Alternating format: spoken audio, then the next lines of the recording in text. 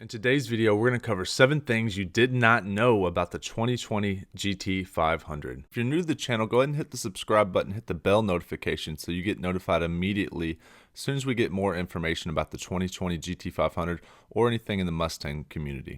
So let's dive right in. First, let's give you a general overview of the GT500 if you didn't already know. It is going to be over 700 horsepower. It's going to have a dual clutch transmission. It's got Aero bits. It's got big fat tires, big huge brakes. And we're going to cover all of this information in the video. But first, let's start with number 1.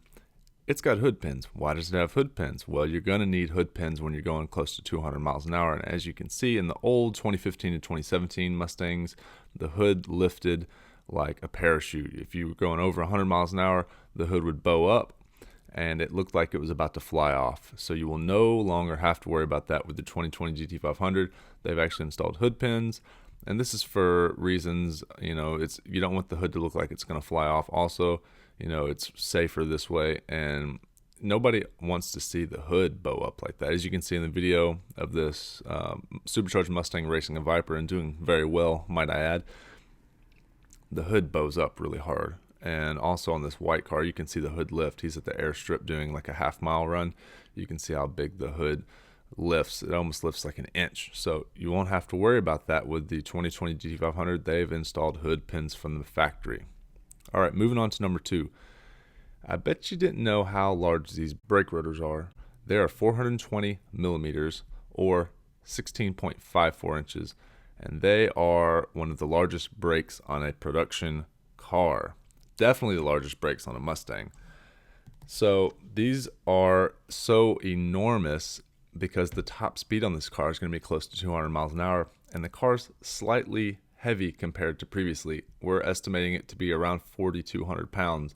So to get a 4,200 pound car to slow down from over 160 miles an hour repetitively, if you're going to be on a racetrack, you're going to need some huge brakes. Number 3, the 2020 GT500 actually uses the same size and displacement engine as the GT350, which is a 5.2 liter V8. But since that 5.2 liter on the GT500 has a 2650 Eaton supercharger producing 12 pounds of boost, they decided to upgrade the rods with forged rods. So the 2020 GT500 is actually going to get forged rods. Now, this is important for that extra boost, but also for the aftermarket companies that want to throw a Whipple supercharger on this GT500. You're going to be able to make a lot of power reliably, and you're not going to have to worry about bending a rod. So if you remember the Terminator engine in the old 03 Cobras, that had forged rods. That was a super stout bottom end, and I'm expecting this to make a ton of power reliably, and this is going to be the new king of the road for power making. Now, there are also information from the engineer at Ford saying that the new GT350 for 2020 will get the block of the GT500. So there's been some updates to the block. So that's good for the GT350, but that also means that we are going to continue to get the GT350 in the future. So you're not only going to have the GT350 with the GT500 block, but it's also going to be in production. So great news for the GT500. It's going to be a nice strong block, and then that block is also going to go to the GT350. Number 4 is the aerodynamics. You actually get mechanical and active aero. So let's start with the front. On the front, you have these wicker splitters. Those are actually removable. So if you're at a track that you don't need that extra downforce, let's say it's a slower track, you can actually remove those. And then for the rear, you have that track pack wing that's so big. Now you can adjust that with Allen key wrenches. So if you're at a high-speed track and you need more downforce on the rear of the car, you can adjust that rear wing with some Allen keys. So that's pretty cool. Now with the active stuff, you're going to get 3 things.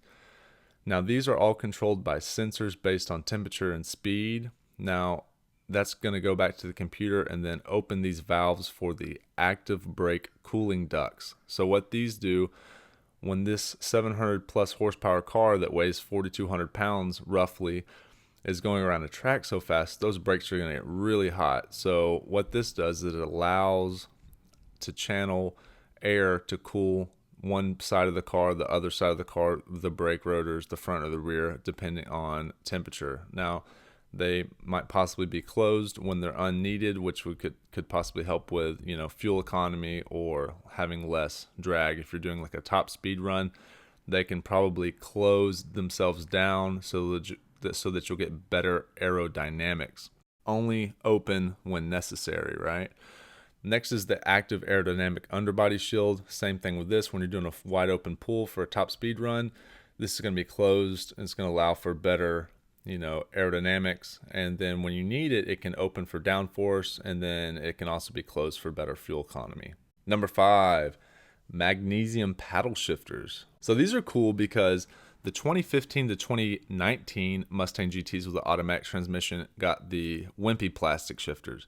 So if you get a GT500, you're actually going to get magnesium paddle shifters, and those will feel good clicking through the DCT transmission with your magnesium paddle shifters. How fancy. Number 6, the 2020 GT500 gets enormous 5-inch exhaust tips. Okay, you probably have to see these in person to realize how big they are. But also what's cool about that is they designed the rear bumper, the trim to go around the 5-inch exhaust tips to be heat resistant.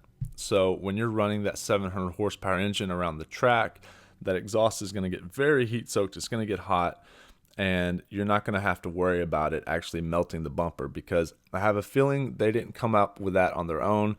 They came up with that after testing this large exhaust, and they realized that rear bumper gets really hot and it might actually mess up the paint or even melt that bumper. So they came up with a composite material that added heat resistant, so you don't have to worry about melting that rear bumper. All right, number 7, last but not least, is the carbon fiber wheels. Now, previously on the GT350R, these were 19-inch wheels.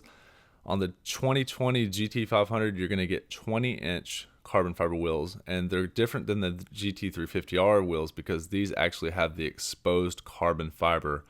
The engineers said that these are going to be 60 pounds less than the non-track pack carbon fiber wheels. So 60 pounds less rotational mass, that's huge on a track car. So if you're a track oriented guy and you're going to be taking this thing to compete with yourself and to compete with others, you're going to want to get that track pack with the carbon fiber wheels, because 60 pounds of rotational mass reduction is huge, and we already know that this car is possibly going to be in the 4,200 pound range, so that extra 60 pounds is going to help out a lot. Also, with the weight reduction in mind, you're going to have a rear seat delete option. So all this is going to add up to be one of the best Mustangs ever produced. If you like the content and you'd like to be updated with the latest Mustang and automotive news, go ahead and hit the subscribe button and click the notification to be notified immediately when the latest Mustang news comes out. Also, if you'd like to be entered to a chance to win a Lethal Performance swag pack with an $80 value, go ahead and hit the link to my website, sign up, and I will enter you. Also, you will get with that a 10% off discount code, and you'll be entered into my mailing list where you get weekly wrap-ups on the latest Mustang news for the week.